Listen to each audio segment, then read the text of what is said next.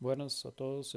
Continuamos entonces con el siguiente tema en esta clase, en la clase número 5 de series de tiempo. Entonces, bueno, si ustedes recuerdan, en la última clase, en la clase 4 estábamos conversando un poco de los procesos autorregresivos, algunas de sus propiedades y cómo podíamos entonces lograr que un proceso autorregresivo fuera un proceso causal y bajo qué condiciones es que esos procesos son causales.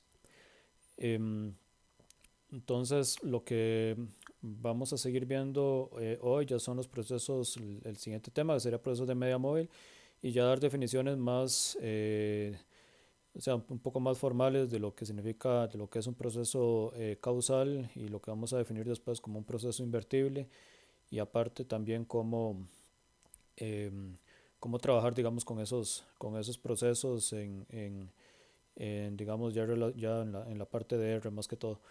Entonces, vamos a definir primero lo que es un proceso de media móvil. Un proceso de media móvil de orden Q vendría a ser el siguiente ingrediente, digamos, de la modelación que vamos a hacer de procesos estacionarios, en donde el primero es lo que es un proceso autorregresivo, ¿verdad? De orden P.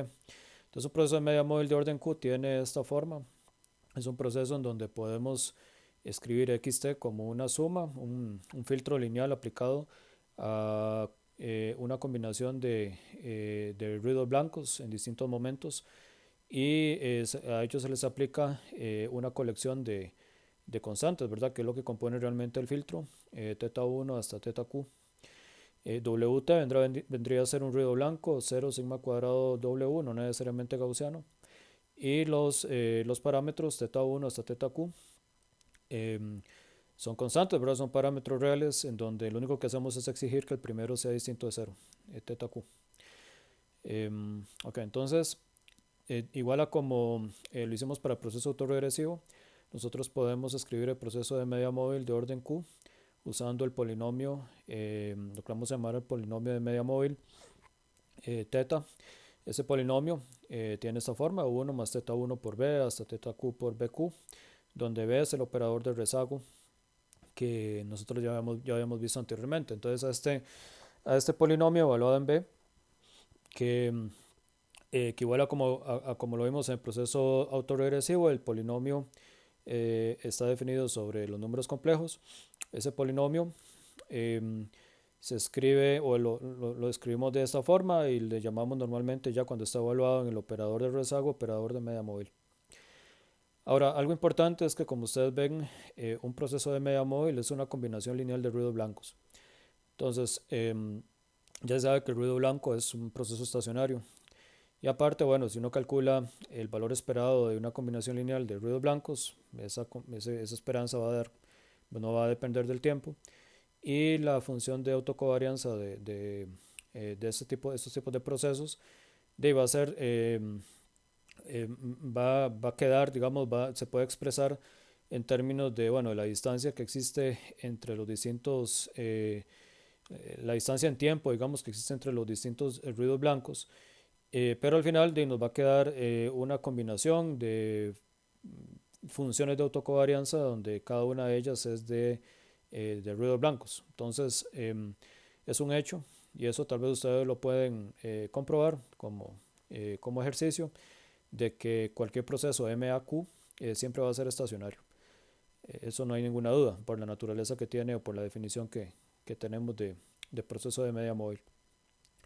Entonces nos vamos a concentrar primero en el proceso de media móvil de orden 1, así como hicimos en el caso autoregresivo, vemos el caso más sencillo, lo estudiamos y después tratamos de generalizar algunas de las ideas a órdenes superiores. Entonces vamos a considerar un modelo MA1, un modelo de media móvil que tiene esta forma, xt wt más teta wt menos 1. Aquí no le ponemos un índice al parámetro porque es el único que tenemos. Como les dije, ¿verdad? El valor esperado de x te va a dar 0, no depende del tiempo. Eso es porque el proceso es una combinación lineal de dos ruidos blancos. Aparte, ustedes lo pueden comprobar también. Si ustedes ya han comprobado eso para el MAQ, es muy fácil hacerlo para el MA1. La función de autocovarianza en H está dada por esta función, en donde tenemos tres posibilidades. Si h es igual a 0, es muy fácil, nos va a quedar 1 más θ cuadrado por la varianza del ruido blanco, que es sigma cuadrado w. Eso es bastante fácil de ver. Después, si tenemos un rezago de tamaño 1, la única covarianza que va a quedar viva o distinta de 0, mejor dicho, va a ser la que tiene el parámetro θ adelante. Entonces va a quedar θ por la varianza de Wt, y eso nos va a dar θ por sigma cuadrado W. Eso para h igual a 1, es decir, cuando la distancia entre los dos procesos de media móvil tienen una unidad de diferencia. Y en el caso en que es mayor que 1, cuando h es mayor que 1, no hay ninguna o sea, los dos procesos son completamente no correlacionados, xt y xt más h, y por lo tanto la función de autocovarianza va a dar 0. Entonces, como ven, esa es una función de autocovarianza que se anula cuando h es mayor que 1, y solamente tenemos dos valores positivos cuando h es 0 o h es 1. Eso se ve reflejado exactamente en el ACF, ¿no? En el ACF, obviamente, si h es 0, cualquier ACF da 1. Esta es la función de autocorrelación. Cuando h es 1, nos va a quedar el cociente, ¿verdad? Entre esto, se va a cancelar el sigma cuadrado, nos va a quedar este factor, que uno puede probar, y eso también aparece como ejercicio ahí en el Chomoy, de que el valor absoluto de, de ρ en 1 siempre va a ser menor o igual a un medio. Eso uno lo puede probar. Va a ser mayor que 0 y va a ser menor o igual a un medio. Entonces ya ahí uno ve probar eso es muy sencillo, es simplemente uno puede usar técnicas de cálculo elemental para probar de que esa función va a estar acotada siempre por un medio. Y después, para h mayor que 1, la función de autocorrelación se anula completamente. Entonces ven que a diferencia de la función de autocorrelación de un proceso autorregresivo de orden P, en donde la función de autocorrelación no se anula, sino que va creciendo rápidamente hacia 0 conforme h va para infinito, en el caso de una función de autocorrelación de un MA1, la cosa es distinta. El proceso solamente tiene un valor distinto de 1, obviamente, y para h mayor que 1, el proceso da exactamente igual a 0 siempre. Esa es la diferencia. Entonces, esa diferencia entre las funciones de autocorrelación teóricas, ¿verdad?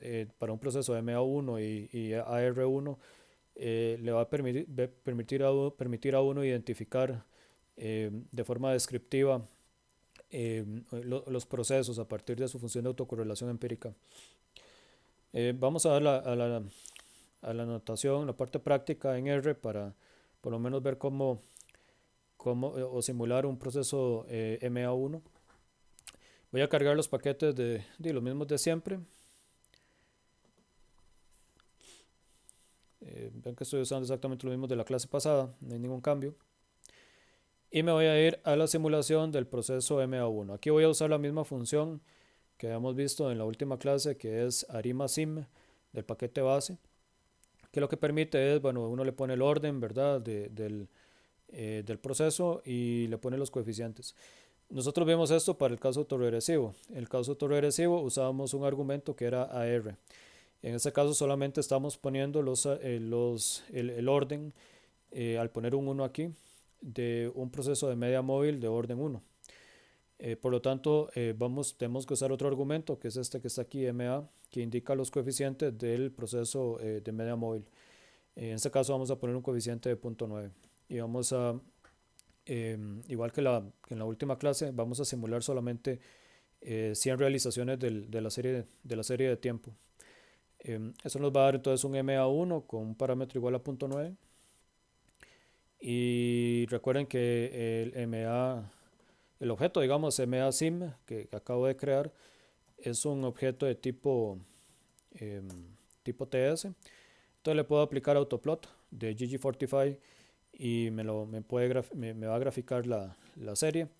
Y lo demás yo uso es el paquete LaTeX to exp para para hacer una etiqueta que se vea un poquito más bonita ahí con látex. Listo, entonces tenemos nuestro gráfico. Voy a hacer lo mismo entonces ahora con un proceso de media móvil en donde el signo del parámetro es completamente opuesto, es menos 0.9. Vamos a simular igual 100 y tenemos los dos gráficos y al final los vamos a juntar. Entonces vamos a verlo acá. Como ven, entonces, y esto antes, digamos, de analizar este gráfico, tal vez nos podemos ir a la fórmula, ¿verdad?, de la función de autocorrelación. Vean entonces que cuando θ es positivo, igual a 0.9, eso nos va a dar un cierto valor, eso lo podemos calcular directamente en R, sería 0.9 entre 1 más 0.9 al cuadrado. Eso nos da como 0.4972. Esta sería la autocorrelación con rezago 1. Esa autocorrelación es positiva, entonces significa que para, para valores, que se me hizo el gráfico, digamos, para un valor fijo en nuestra función en nuestra realización del proceso estocástico, la autocorrelación va a ser a un rezago, va a ser positiva, es decir, hay una relación lineal positiva entre los valores del proceso estocástico con una distancia de una unidad de tiempo, sea a la derecha o a la izquierda. Entonces, como ven, por eso es que en realidad, digamos, gracias a esa positividad en ese valor de ρ1, es que nosotros observamos que el proceso de media móvil, cuando tenemos θ igual a 0.9, es un poco más suave que el caso en donde tenemos menos 0.9. Y obviamente, ¿verdad?, porque la autocorrelación, entonces si cambiamos el signo, en otro caso va a dar completamente distinta, entonces lo que va a tender el proceso es a cambiar de signo, a tener una relación negativa con solo que se mueva un paso para adelante o un paso para atrás en el tiempo. Por eso vemos una caminata, digamos, o un camino mucho más, o sea, menos suave para el caso en donde θ es menos 0.9 comparado con θ igual a 0.9. Yo les recomiendo también que usen esta caminata que ustedes observan acá para construir un ACF, por ejemplo, y ver cómo difiere el ACF entre estas dos realizaciones. Muy bien, entonces con eso tenemos una idea de qué es lo que pasa realmente o el efecto que tiene el parámetro del proceso de media móvil cuando cambia de signo. Ok, cerramos esto por acá. Continuamos entonces. Al igual que en el caso entonces de un proceso autorregresivo de orden 1, uno puede tener distintas representaciones, obviamente jugando ahí con los parámetros del proceso de media móvil y obtener exactamente las mismas distribuciones finito-dimensionales. Eso es un problema, ¿verdad? Eso ya lo habíamos comentado en el caso del proceso autorregresivo, porque nosotros podemos tener dos procesos autorregresivos, uno con una representación en términos de ruido blanco que va solamente hacia el pasado, el otro solamente hacia el futuro, y las dos representaciones pueden tener exactamente las mismas distribuciones finito-dimensionales, es decir, teóricamente estaríamos trabajando con el mismo proceso. A lo mismo pasa con el caso del MA1, solo que en este caso es más fácil de ver jugando ahí con los parámetros. Por ejemplo, ustedes pueden tomar θ igual a 5 como parámetro del MA1 y varianza igual a 1.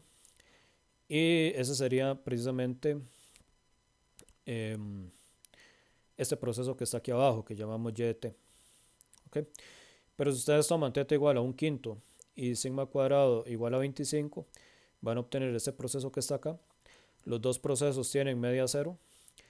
Y si ustedes se fijan en la función de autocovarianza, o sí, en la función de autocorrelación, no se puede fijar aquí, ustedes evalúan, ustedes evalúan, por ejemplo, ahora en la función de autocovarianza, ustedes evalúan sigma cuadrado y θ precisamente en estos valores y les va a dar exactamente la misma función en ambos casos. Entonces, como es un proceso gaussiano, ¿verdad? Estamos asumiendo que los ruidos son normales y la media es la misma y la función de autocovarianza es la misma, entonces el proceso es igual, ¿verdad? Para un caso gaussiano basta eh, con verificar que las condiciones hasta de segundo orden son iguales, entonces ya a partir de ahí las distribuciones finitodimensionales van a ser idénticas. Em, entonces, no, eso implica, es un dolor de cabeza, ¿verdad? Porque nosotros tendríamos dos posibilidades de modelación para un mismo fenómeno que va a tener exactamente el mismo comportamiento en probabilidad, tanto para un proceso autoregresivo como para un proceso de media móvil, al menos en el caso en que el nivel es igual, el nivel es igual a uno. Em, entonces, bueno, eso es incómodo. Em, ¿Cuál de los dos escoger? Bueno, uno tendría que tal vez, igual aplicando la misma idea que vimos del caso autoregresivo, uno debería escoger aquel proceso que tenga una representación más, más natural, ¿verdad? En términos de información.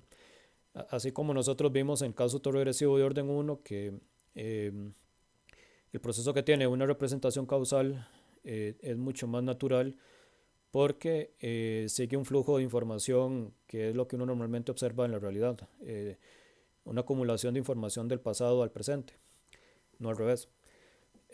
Entonces, el punto está, digamos, en que para el caso de media móvil podemos hacer una representación similar, eso es lo que le vamos a llamar representación invertible del proceso.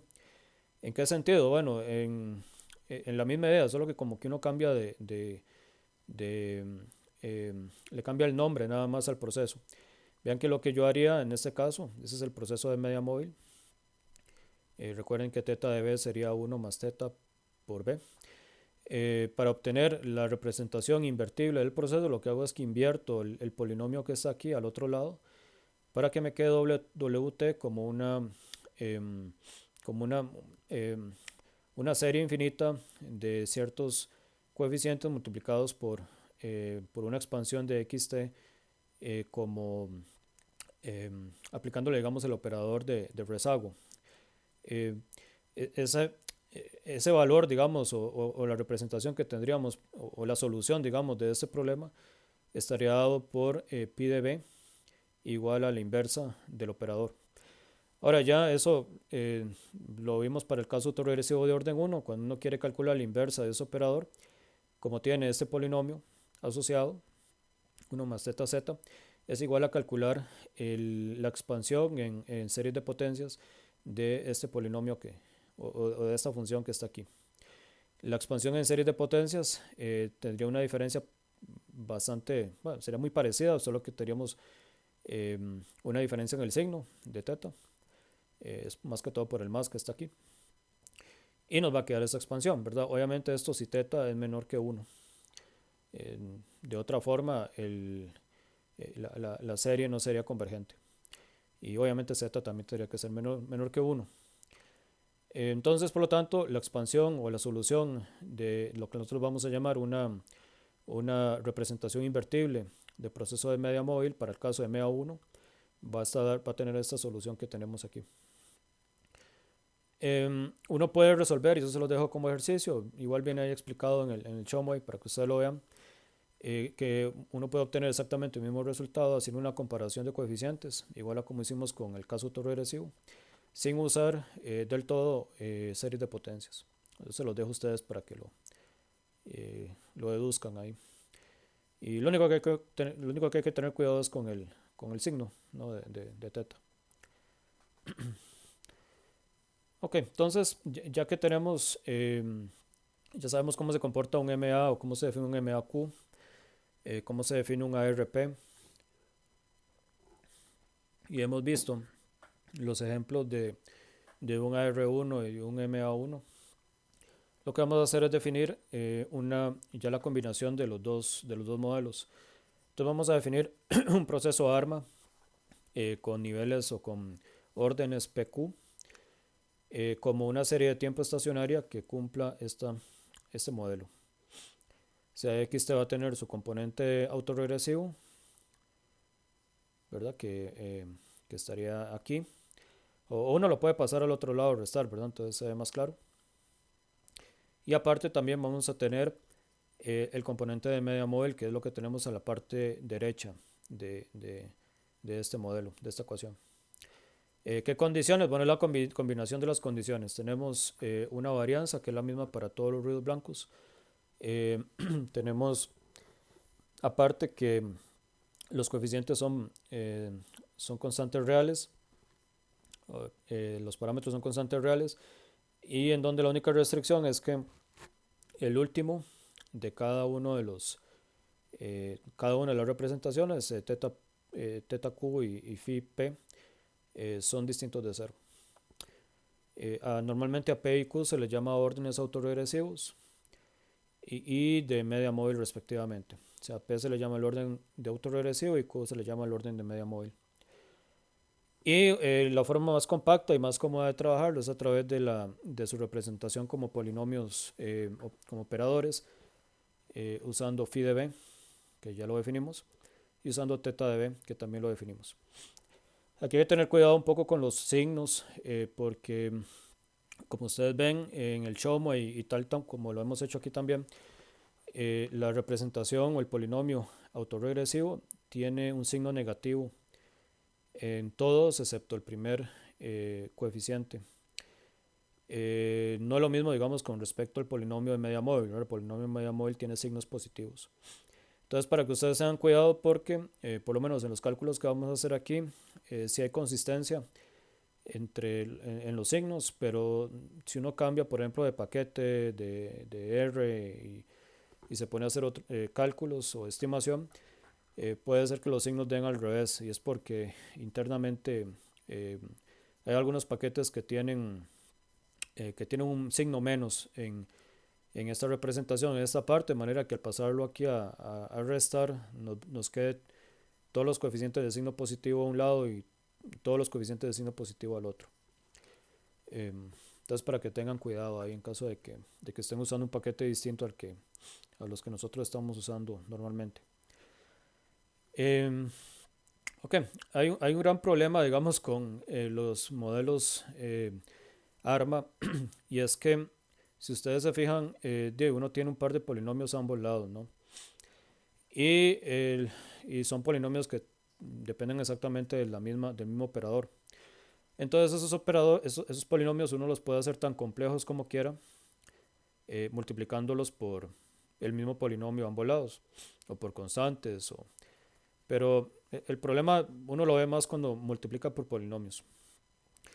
Es decir, existe un gran inconveniente de estos modelos, que es que son modelos que tienden a saturarse, o tienden, digamos, a tener lo que uno le llama redundancia o sobreparametrización. Un ejemplo bien sencillo, y yo creo que es como el más claro para poder entender qué significa sobreparametrizar, es el siguiente. No, si uno toma un ruido blanco, bien sencillo, eso vendría a ser, estrictamente debería ser un arma 0,0, ¿verdad? Porque tanto el orden de la parte autoregresiva como la parte de media móvil es 0.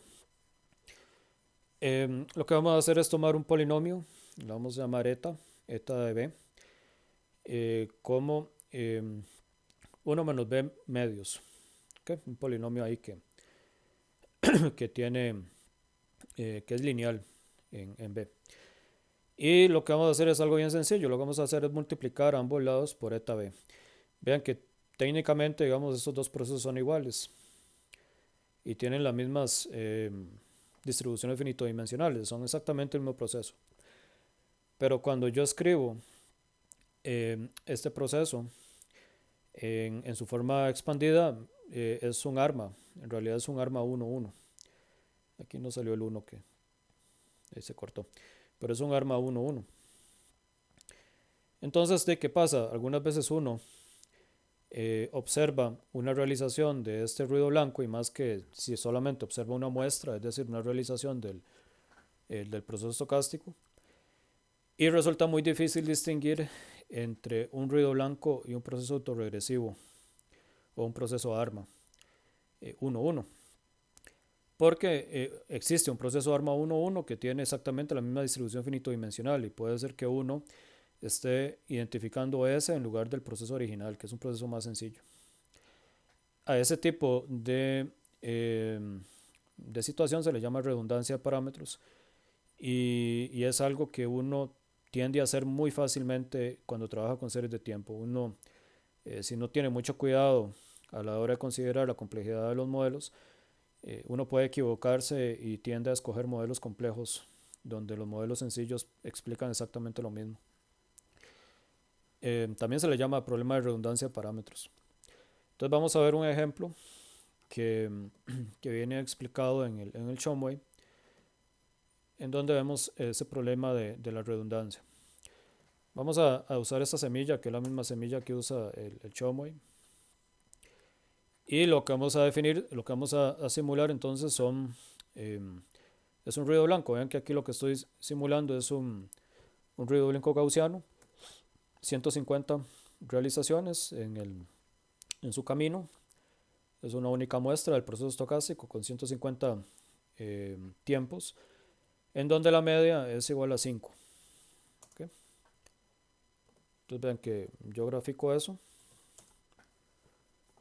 Y bueno, y es un típico ruido blanco, ¿no? Pero obviamente si uno no sabe que es un ruido blanco, usted le llega a eso, lo primero tal vez que uno hace es construir un ACF.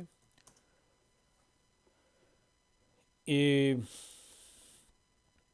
uno ve ese ACF y definitivamente vean que hasta para un rezago igual a 20, 21, todos los rezagos están dando no significativos. Entonces es un buen ejemplo, digamos, de una situación donde uno puede hacer una prueba de hipótesis, ¿no? Uno puede, usando aquel resultado que vimos hace un par de clases, ver efectivamente cuál sería el nivel de rechazo que tenemos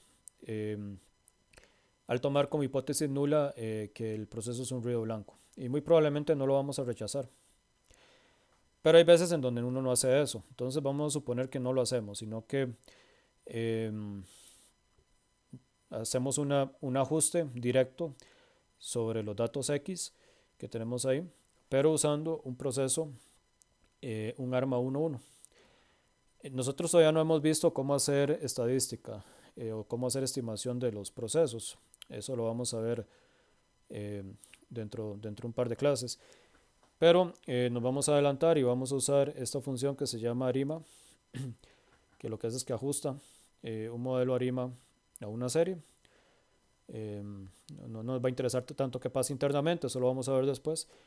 Pero lo que vamos a hacer es ajustar un ARIMA 1.1, eso significa esta escogencia del orden, al proceso.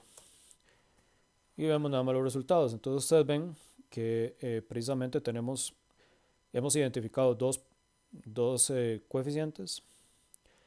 Hemos identificado el intercepto. Vean que bien que hemos identificado el intercepto. Y aquí están los errores estándar.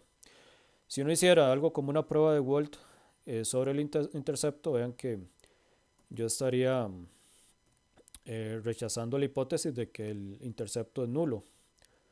Vamos a hacer el cálculo así bien rápido. Vean el valor Z. Con ese valor Z de fijo, con un nivel de significancia del 5%, de fijo tenemos un valor P pequeño. Eso se los dejo que ustedes lo calculen, pero ya con solo ver ese valor Z, de fijo rechazamos la nula. Lo mismo pasaría, vean lo que pasa, digamos, con los coeficientes. Voy a tomar el coeficiente del MA. No es 5.27 y lo voy a dividir por 5.44. Si yo guardo ese valor Z y yo calculo la prueba, el valor P asociado a esa prueba, vean lo que me va a dar.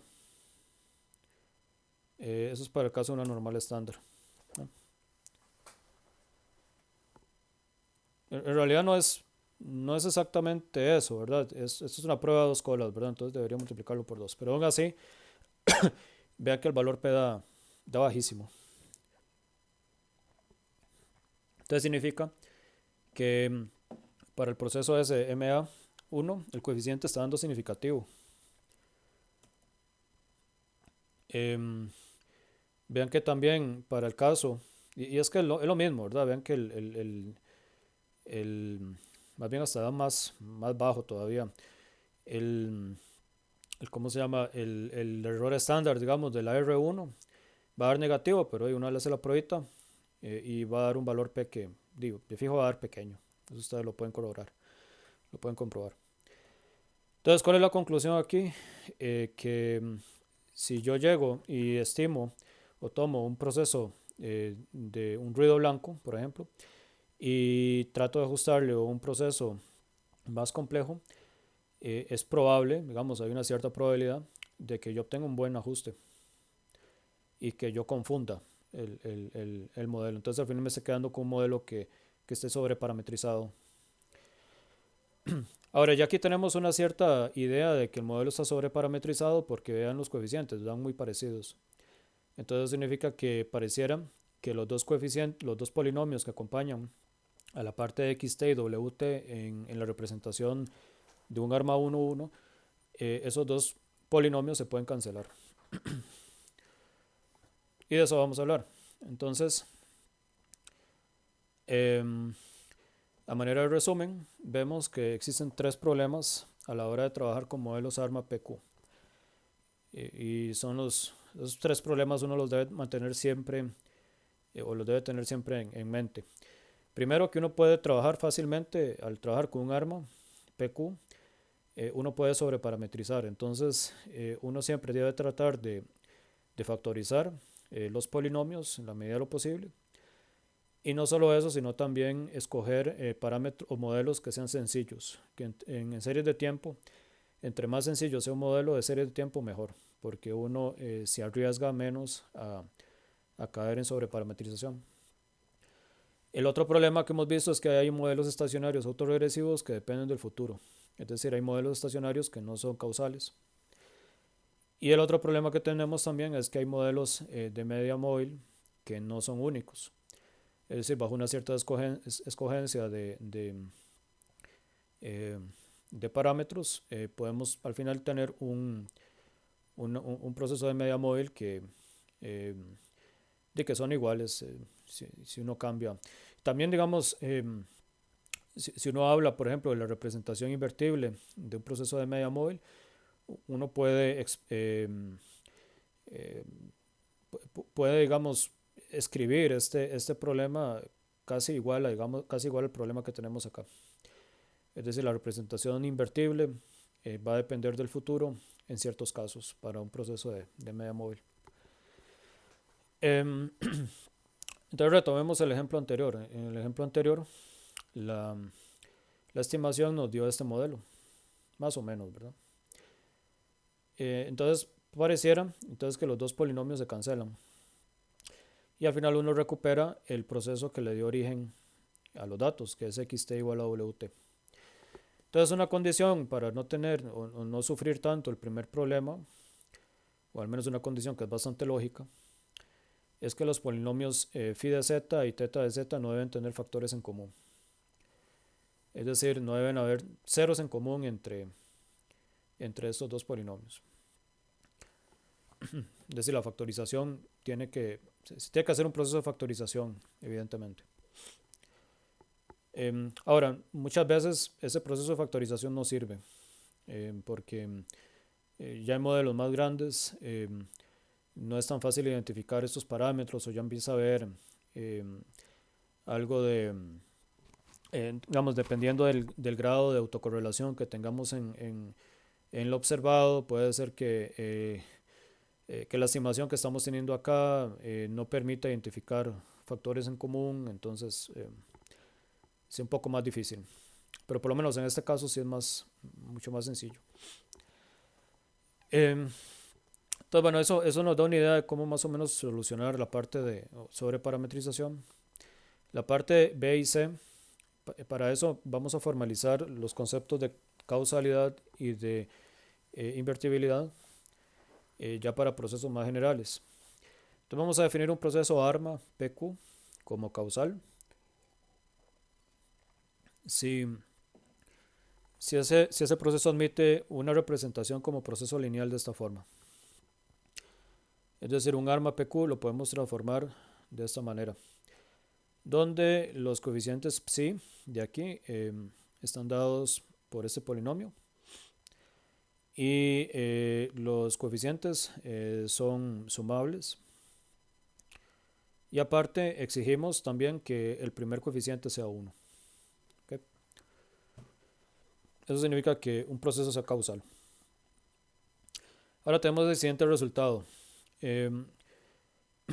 Una condición es, bueno, en realidad es una condición equivalente a que un proceso sea causal, no solamente es suficiente, es que el polinomio autorregresivo sea distinto de 0 cuando el valor absoluto de z es menor o igual a 1.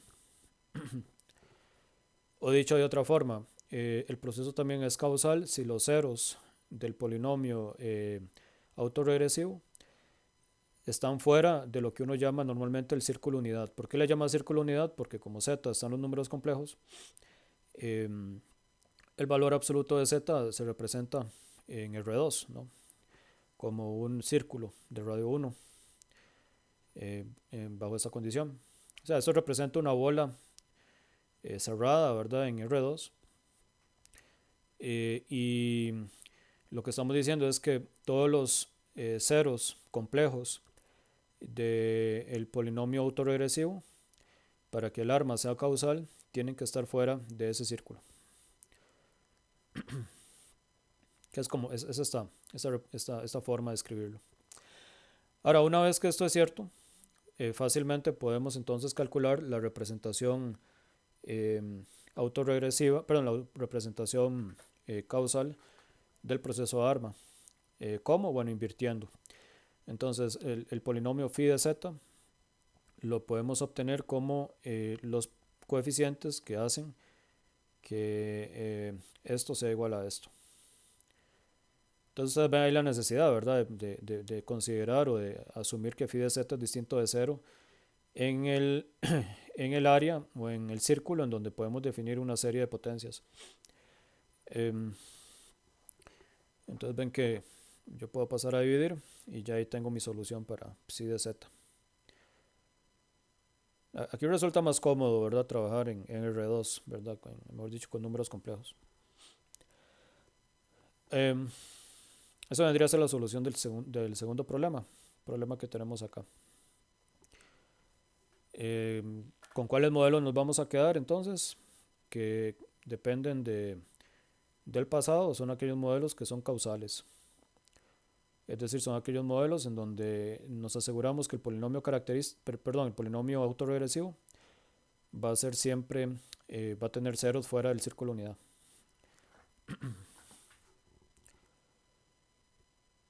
Y eso nos garantiza una solución estacionaria, ¿verdad?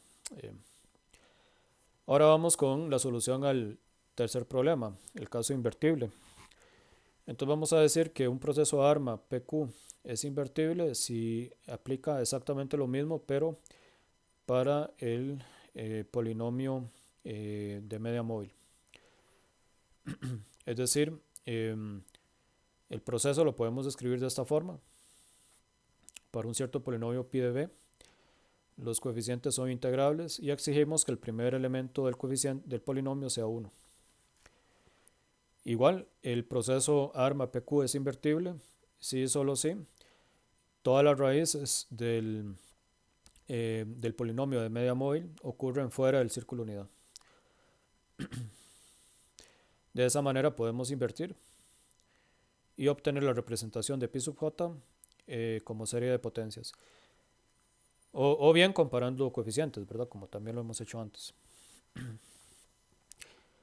Ahora, este ejemplo es muy bonito, el ejemplo del Chomway, porque ilustra los tres problemas. Vean que aquí lo que tenemos es un proceso ARMA 2.2, ¿verdad? Es un proceso autorregresivo de media móvil 2.2, en donde uno puede hacer una manipulación algebraica y puede descomponer o averiguar las raíces de los dos polinomios, tanto el polinomio eh, de, ¿cómo se llama?, autoregresivo como de media móvil. Y ustedes se fijan de que tenemos para el polinomio autorregresivo tenemos dos raíces y para el polinomio de media móvil tenemos una con multiplicidad 2. Pero vean que comparte exactamente el mismo factor. Entonces aquí tenemos un problema de sobreparametrización. Nosotros podemos simplificar el arma 2,2 en un arma 1,1. De nuevo aquí no salió el 1. Y quedarnos simplemente entonces con polinomios lineales en la parte autoregresiva y de media móvil. Y nos va a quedar así. Ahora analizamos los ceros de cada polinomio. Este es el polinomio autorregresivo. Vean que es un polinomio, es una función lineal. Tenemos este cero que es mayor que 1. Es un cero real y en valor absoluto es mayor que 1. Estamos fuera del círculo de unidad.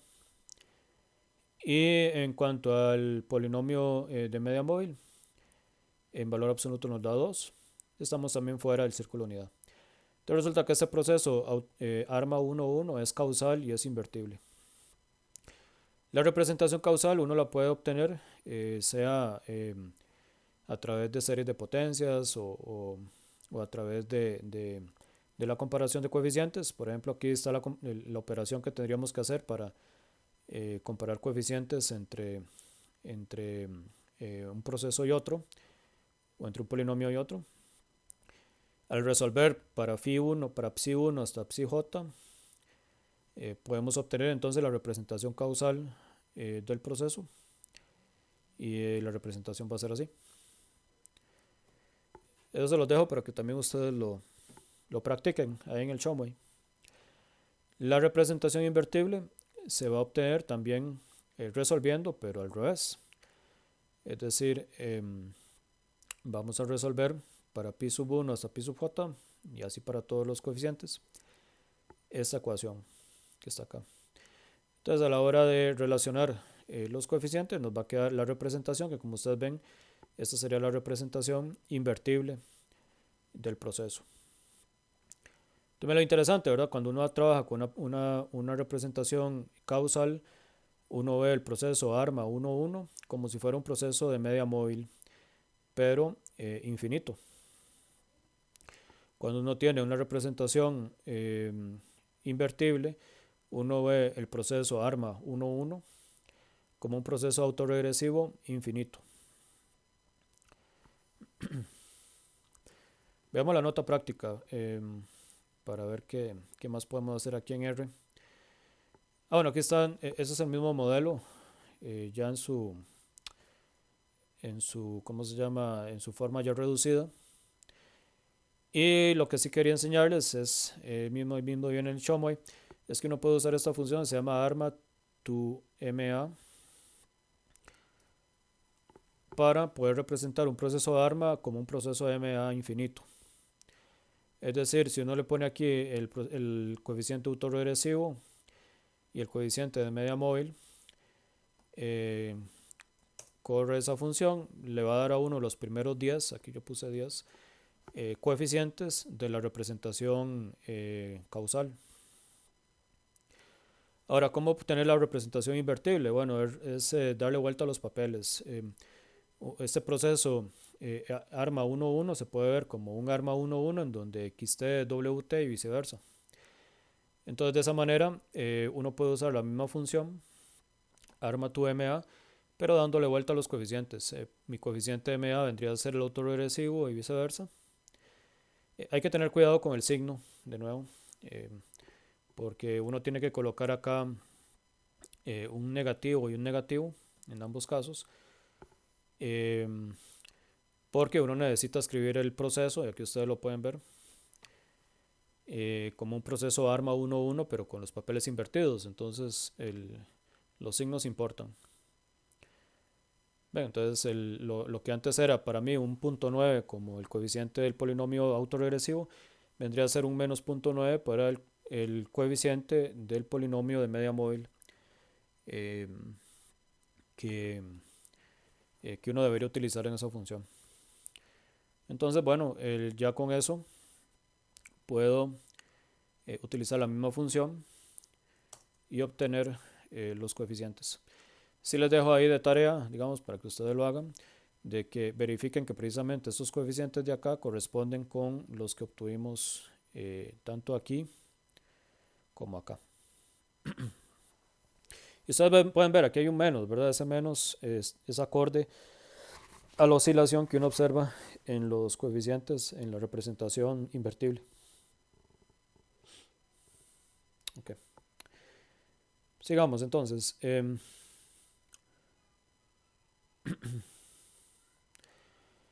Ahora, ya para manipular lo que son polinomios en grado, perdón, lo que son procesos ARMA en grados más altos, ya es mucho más complicado porque precisamente resulta incómodo trabajar, digamos, con los órdenes. Ya uno no puede usar relaciones recursivas como el proceso autoregresivo de orden 1 o manipular fácilmente las cosas como el MA1. Entonces, para eso uno debe usar el concepto de ecuaciones en diferencias. Yo les dejo, digamos, como ejercicio para que ustedes lo hagan, de que estoy en la sección 3.2 del Showmai con más detalle. Yo me voy a ir directamente al resultado principal de cómo resolver una ecuación en diferencias homogénea de orden P, que es como le recuerda a uno eh, la manera como resolvía de ecuaciones diferenciales homogéneas también, de un cierto orden. Entonces, esa es la forma que tiene una ecuación en diferencias homogénea, donde alfa p es distinto de 0. Vean los signos, eso es importante. Y aparte tenemos n va desde p hasta p más 1. ¿Okay? Entonces, esa ecuación en diferencias homogéneas de orden p tiene un polinomio asociado que vamos a llamar alfa z, que es 1 menos alfa 1z menos hasta menos alfa p por zp, donde z está en c. Z es un número complejo. Entonces, si alfa z tiene r raíces distintas, donde r es menor o igual a p, vamos a asumir lo siguiente, de que la primera raíz tiene multiplicidad de m1 hasta la raíz r décima tiene multiplicidad de mr, de manera que al sumar todas las multiplicidades tiene que calzar con p, ¿verdad? Eso es por el teorema, ¿cómo se llama? El teorema fundamental del álgebra, ¿no? Que las multiplicidades tienen que calzar exactamente con el número, con el grado del polinomio. La solución general de esta ecuación en diferencias, está dada por esta forma. Un sería z1 a la menos n. Z1 recuerden que es la raíz del primer polinomio. Perdón, la primera raíz del polinomio alfa por p sub 1n hasta zr menos n por este factor, en donde p sub j es un polinomio en n, es importante, ¿verdad? Es un polinomio en el índice de la sucesión, es un polinomio en n de grado mj menos 1, eso para j desde 1 hasta r. Entonces, ¿qué significa? Que uno al final va a obtener, vean que vamos a ver, digamos, si uno tiene acá el primer polinomio, ese polinomio va a tener m1 menos 1 coeficientes, ¿verdad? Ese va a ser el grado de, bueno, hay que sumarle 1, ¿verdad? Que es la constante. Entonces va a tener m1 coeficientes y este último va a tener mr coeficientes. Si uno suma todos los coeficientes le va a dar igual a p. Esos coeficientes de esos polinomios uno los va a determinar resolviendo, digamos, o comparando con los p valores iniciales que tengamos de la ecuación en diferencias homogénea. Esta ecuación en diferencias no está sola, ¿verdad? Existe p ecuaciones adicionales o p condiciones adicionales, que serían las condiciones iniciales del proceso que tenemos acá. Es exactamente igual, digamos, al caso de una ecuación diferencial ordinaria, ¿no? Cuando tenemos una ecuación diferencial homogénea de orden P, uno debe tener condiciones de frontera, o lo que uno llama condiciones iniciales, para poder resolver el, la ecuación diferencial usando el polinomio asociado al sistema. Es exactamente igual. Ok, entonces vamos a ver la aplicación de este resultado, que de nuevo les dejo que ustedes estudien con más detalle la sección 3.2 del Chomway. Si ustedes entienden este resultado, si ya lo han usado antes, van a ver que es muy sencillo, pero ya de por sí el Chomway explica muy bien cómo trabajar con ecuaciones sin diferencias. Vamos a aplicar este resultado precisamente en un proceso autorregresivo de orden 2. Entonces, vamos a analizar el comportamiento que tiene la función de autocorrelación del proceso AR2. Ya sabemos que el proceso AR1 tiene una función de autocorrelación de la forma phi a la h. Entonces, cuando h va para infinito, la función de autocorrelación se extingue. La función de autocorrelación va para cero rápidamente.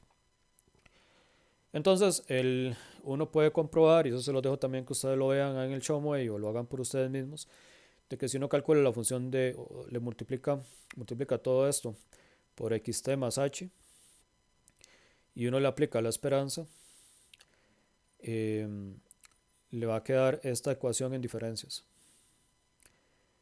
¿Ok? Aquí es importante recordar, obviamente, que la esperanza de Wt es 0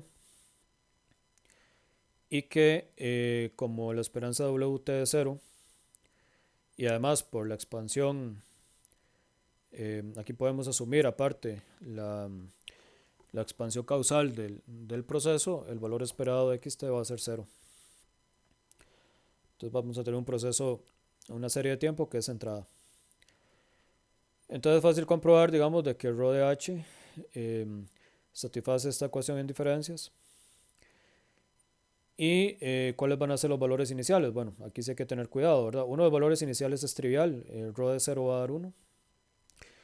Pero si ustedes sustituyen en h igual 1, les va a quedar ρ de 0 aquí, y aquí les va a quedar ρ de menos 1.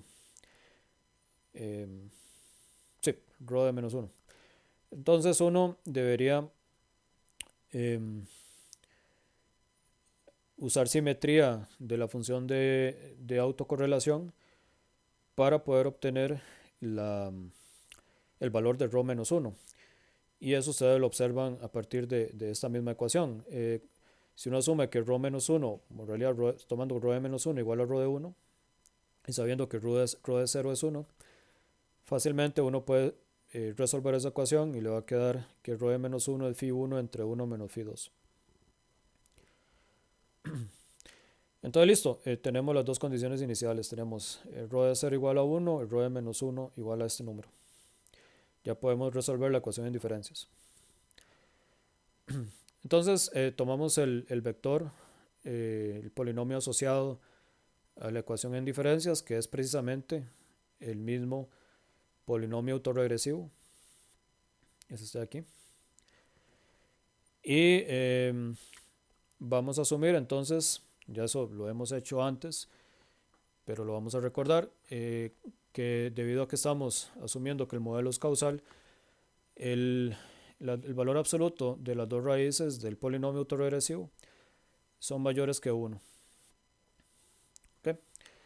O la distancia, digamos, de esas dos raíces complejas con respecto al origen es mayor que 1. Entonces hay tres casos. El primer caso es cuando tenemos raíces reales y son distintas. En el caso de raíces reales y son distintas, vean que la solución de la función de autocorrelación nos va a quedar de esta forma, donde C1 y C2 son dos constantes que dependen de los valores iniciales que están aquí.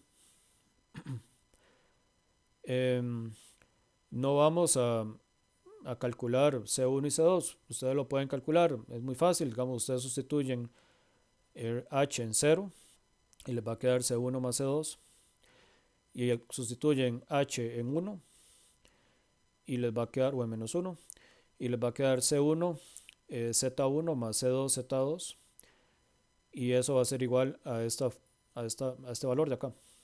Entonces eso les va a generar a ustedes un sistema de ecuaciones 2 por 2, sistema lineal, en donde pueden encontrar C1 y C2. Y creo que precisamente el determinante de ese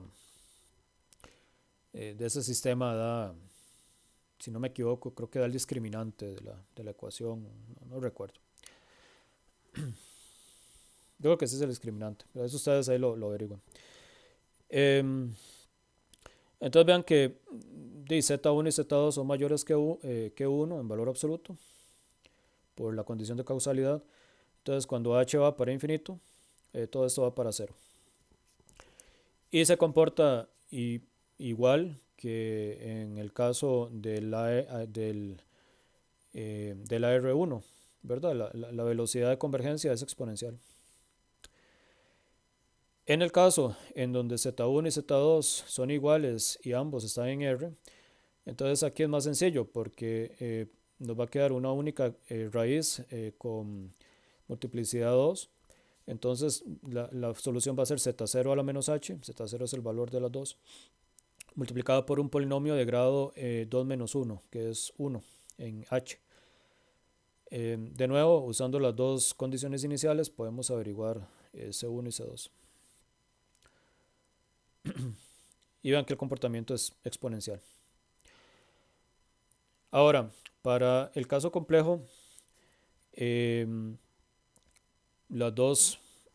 tenemos dos raíces. Una va a ser conjugada de la otra. Entonces podemos escribir la función de autocorrelación de esta forma para C1 y C2. Ahora, ¿por qué C2 es igual a C1 complejo? Porque no puede tener otra forma, debido a que a pesar de que estas dos raíces son complejas, la función de autocorrelación es real. Entonces, la única forma en que esto sea cierto para una función de autocorrelación real es que C1, es que la constante C2 que está aquí es el conjugado complejo de C1. De manera que la parte imaginaria se anule. Entonces listo, nos va a quedar esta expresión. Y ustedes pueden comprobar, de nuevo, estas son raíces que son complejas, entonces admiten una representación en términos de senos y cosenos. Y por su ubicación en el círculo trigonométrico, ¿no? y todo lo que uno sabe ahí de números complejos en R2. Entonces, esta expresión de acá lo podemos escribir de esta manera, donde A y B son constantes que uno determina a partir de las condiciones iniciales. Y teta, que es digamos, este ángulo que participa en esta expresión, es precisamente el ángulo o el argumento asociado a las raíces complejas que están acá. Como son dos raíces, una va a ser conjugada de la otra y el ángulo con respecto al origen va a ser el mismo, solo que uno va a ser positivo y el otro no va a ser negativo. Entonces uno toma el positivo, en realidad no importa, porque coseno es simétrico alrededor de 0. Y el ángulo que está acá representa precisamente esa, digamos, esa raíz compleja. Ahora lo importante es que, bueno, coseno es acotado por 1, A es una constante, entonces cuando uno manda h infinito, esto converge a 0 cuando h va para infinito, porque uno ya sabe que z1 en valor absoluto, o en norma, ¿verdad? O en módulo, como uno lo llama, es mayor que 1. Veamos ese caso particular ya para ir terminando. Este polinomio que está acá, perdón, este proceso autorregresivo de orden 2 con sigma cuadrado igual a 1 tiene este polinomio autorregresivo que ustedes pueden comprobar, yo se los dejo también que lo hagan de ejercicio, usando la fórmula general de que admite dos raíces complejas. Una es 1 más i entre raíz de 3 y la otra es 1 menos i entre raíz de 3. Si ustedes se fijan, precisamente el ángulo que genera las raíces. Es un, eh, Son de esos ángulos que le llamaban a uno o que pertenecían a esos triángulos especiales. Es decir, el ángulo uno lo puede determinar a partir de la inversa de tangente, ¿no? De 1 entre raíz de 3, eh, que es precisamente el cociente entre estos dos eh, factores. Y le va a dar a uno de los triángulos especiales, pi sextos. Ahora, ¿por qué vale la pena uno ponerle un poquito más de atención a este ángulo? Este ángulo le vamos a sacar un poco más de provecho, mucho más provecho cuando veamos modelos estacionales. Porque precisamente la forma que tiene el proceso le dice a uno que hay una cierta ciclicidad. Es decir, uno observa a partir de este análisis de que el proceso o la serie de tiempo tiene una ciclicidad, em, digamos, cambiando la unidad, ¿verdad? Porque esta unidad que tenemos acá son radianes.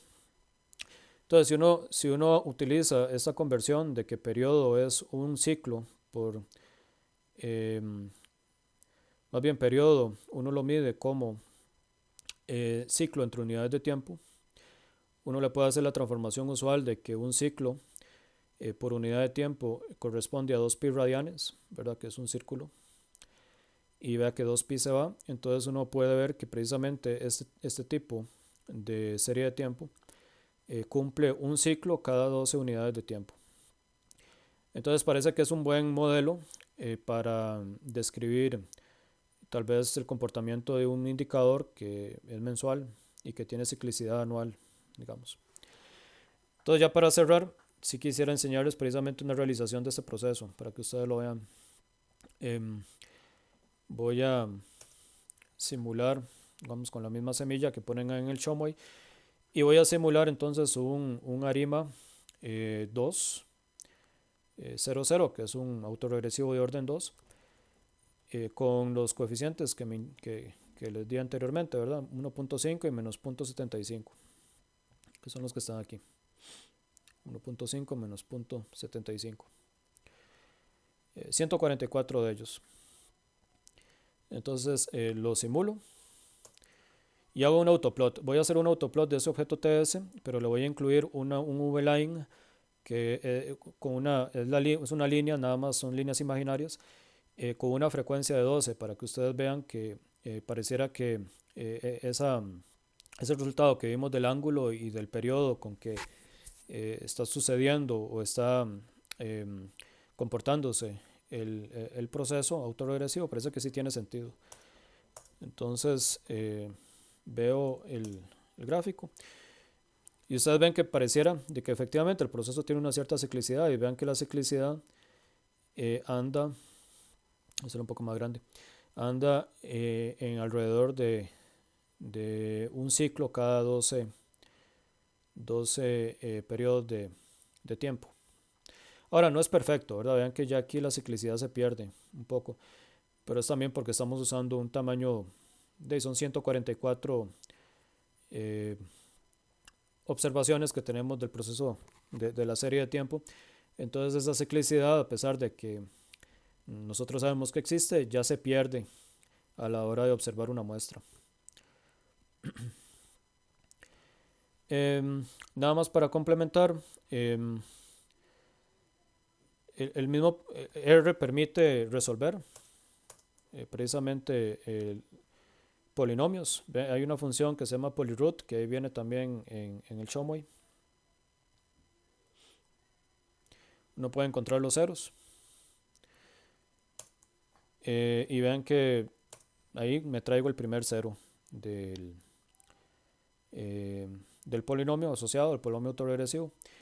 Y también en R uno puede hacer cálculos, digamos, uno puede calcular el argumento de A, que vendría a ser ese ángulo. Y vean que haciendo esa operación obtengo el 1 entre 12 que habíamos observado antes, ¿no? Que es el ciclo que estamos observando cada 12 unidades de tiempo. Y También para que ustedes lo vean, uno puede calcular el arma, perdón, el ACF de un arma teórico, usando también R. Ese es en el R base. Entonces uno le pone ahí los coeficientes del autorregresivo. Uno le dice que en MA no hay nada, ¿verdad? Es un autorregresivo 2 y lo hacen 50 pasos. Entonces vean que el ACF se calcula ahí teóricamente de ese proceso autorregresivo de orden 2 y uno lo puede graficar. Entonces ahí simplemente lo que hice fue copiar los comandos que hacen ahí en el Chomway para que ustedes vean que precisamente uno observa la ciclicidad más o menos en cada, ve que aquí pareciera que estos 12, definitivamente creo que es 10, 11, 12, 12, 12, este arranca en 0 más bien, entonces sí, este es 12, que es donde observamos el ciclo, ¿verdad? Y también hay un cierto ciclo, creo que se está pasando como en 6, que se observa, pero es un ciclo que tiene una correlación, autocorrelación negativa. Entonces uno observaría el comportamiento inverso, ¿verdad? El índice o la serie sube y después 6 unidades baja y tiene que volver a pasar otras 6 unidades para que vuelva a subir y se completa el ciclo. Entonces esta oscilación es típica de un proceso autoregresivo de orden 2 con raíces complejas y no, y eso es como para complementar. Ese sería un ACF teórico. Es importante, ¿verdad? Que ustedes lo sepan diferenciar, ¿verdad? Con respecto al ACF empírico que ya hemos usado bastantes veces. Entonces hasta aquí llegaríamos. Hasta luego.